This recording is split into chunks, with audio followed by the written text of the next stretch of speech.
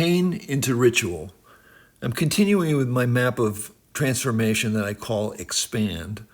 The E refers to enlarging out of tunnel vision and unconscious enslavement by accessing and practicing, reinforcing states that can allow healing.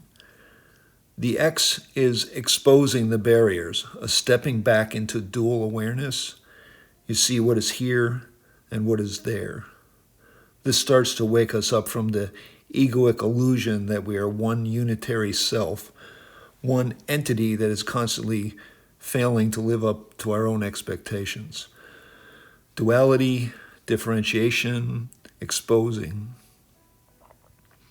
What has been implicit is more explicit. The subjective becomes objective. As we practice states of mindfulness and flow, attunement, or spirituality, what we can step back into, some call it the witness, becomes more influenced by the inspired self. When we witness from this inborn creative consciousness, there's less delusional projection. We've exited the matrix for that moment. More of what is true is glimpsed, and increasingly obstacles to growth are revealed. Now, there's work to do, the work of real change. EXP. The P stands for pain into ritual.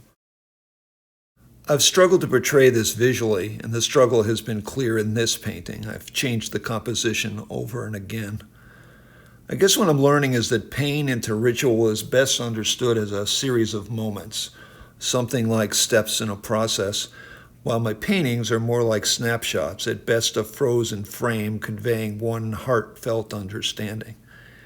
It's much easier to envision how pain is ritualized in therapy. The form of psychodrama I direct I call heart drama because it's a kind of limbic-focused theater, often with a beginning, middle, and end.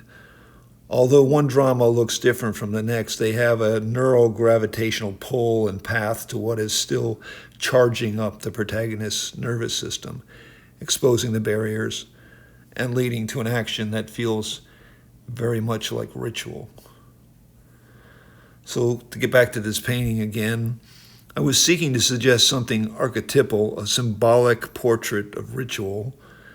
I was actually thinking of a tribal village enacting a creation myth, transporting witnesses back to the essential drama that occurred at the beginning of time, where the ritual is meant to re-energize the present with a flood of a spiritual power that drives creation. In EMDR, they have the idea of floating back to a touchstone memory that holds much of the traumatic energy. In psychodrama, there's the idea that you spiral back to a time that mirrors the current struggle within surplus reality. Most therapists have some way of helping a client follow the familiar feeling in the present back to an origin. Couples counselors stay aware of the possibility that what partners are charged up about has little to do with the apparent topic. You have to sift through the appearances to something powerful beneath that's running the show. Usually attachment issues, I think. The question is how to convey something like this in a painting. The surplus, the touchstone, something archetypal, not necessarily realistic or historically accurate.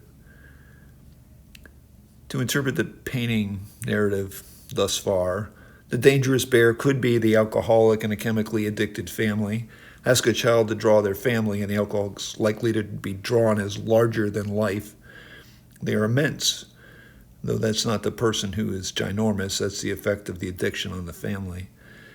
The overwhelming chaos of addiction forces everyone to find some way to survive, and then each person's reaction can become a persistent adaptation, which we take with us when we leave. If we leave as the hero, the scapegoat, the lost child, the comedian, etc. These foxes respond to the terror. They learn it in their bones and bodies to run for cover or fight to survive, while the frightened child is trapped in submission or dissociated. These odd little square patterned bears were meant to suggest something needs to be introduced from some other realm that wasn't available to the child at the time of injury. I really don't like this, though. Obviously, this is still a work in progress.